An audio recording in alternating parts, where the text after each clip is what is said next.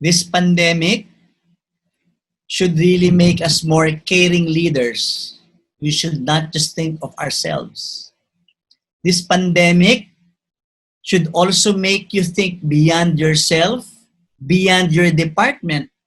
What good is it if your department is safe? You're all in one place anyway, correct? You can't just lock the door and say, our department is safe, never mind the others. And compassion.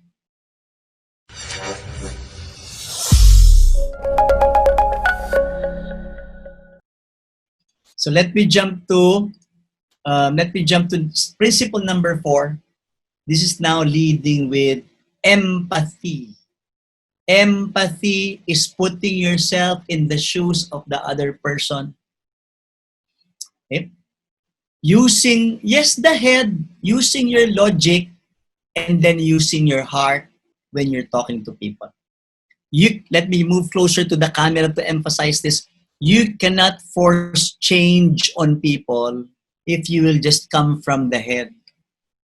You have to also connect with them through the heart. How? 3 C's. Care, concern, compassion. This pandemic should really make us more caring leaders. We should not just think of ourselves. This pandemic should also make you think beyond yourself, beyond your department. What good is it if your department is safe? You're all in one place anyway, correct? You can't just lock the door and say, our department is safe, never mind the others. And compassion. Okay? And people really have a lot of problems. Mental health, people are affected. Mental health, people are stressed.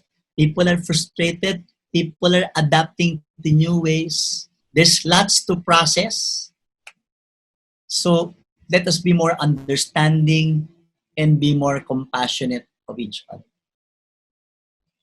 I said bring the team together. I did not mean physically. I said bring the team together, which means we speak despite of the barriers. We speak, we talk in meetings, even if we are in social distancing. You know why? Because anxiety seeks company. When people are stressed, when people are anxious, when people are afraid, some people will go to work, they're afraid of catching the virus. It's important that maybe daily quick meetings with your department is important. Everybody here, the management team, will have a meeting in the morning, a quick huddle, and then what follows that could be a departmental huddle, wherein we will repeat the guidelines, the new safety rules, and we will also call their attention if there are violations in the process. Let me emphasize ABA. What is ABA? Available, visible, and accessible.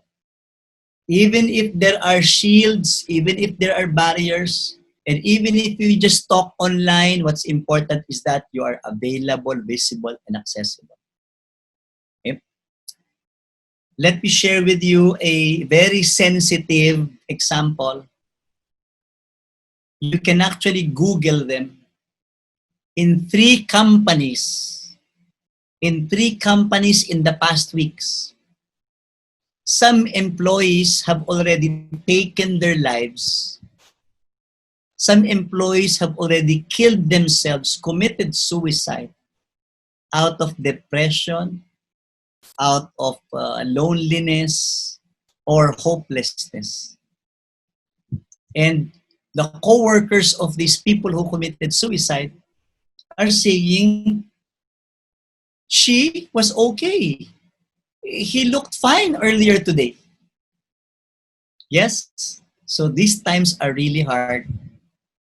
So you have to support each other in terms of listening, availability, visibility, and accessibility. Simply check in regularly. Check in regularly. How are you? How do you feel? How are you adjusting? Yes? For our production supervisors, they need to be asking people, how are you? How are the rules? Is it difficult? Is it easy? Offer help that you can extend. When I say look for the silver lining, what I mean by this is always reframe. Use the 8 ways of framing. Okay? We're following this. I know it is rigid. I know these are strict guidelines, but we will be safer after this. We can be secure. We can be healthier because of these things. And help them focus on what they can control. Yes?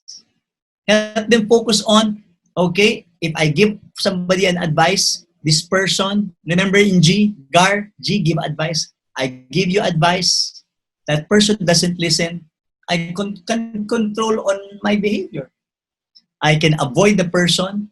I will refuse to participate in what he's doing. Maybe they want to do a group discussion or group chat and everybody's really shoulder to shoulder. I will refuse to participate and I will report. You have to encourage people to report. Encourage people to report. Do not be angry at people who report. And also, do not get mad at the violators. Because if you get mad at the violator will definitely confront and have a conflict with the person who reported. That's why nobody wants to report. Yes? Because they know if I report, I'm not protected because my colleague can confront me. Hi, this is Louis Banta, CEO and Chief Consultant of LJMB. Thank you for watching my webinar, and to watch more videos like this, click subscribe and hit the bell icon down below. If you like this video, please give it a thumbs up, comment down below, and share it to others.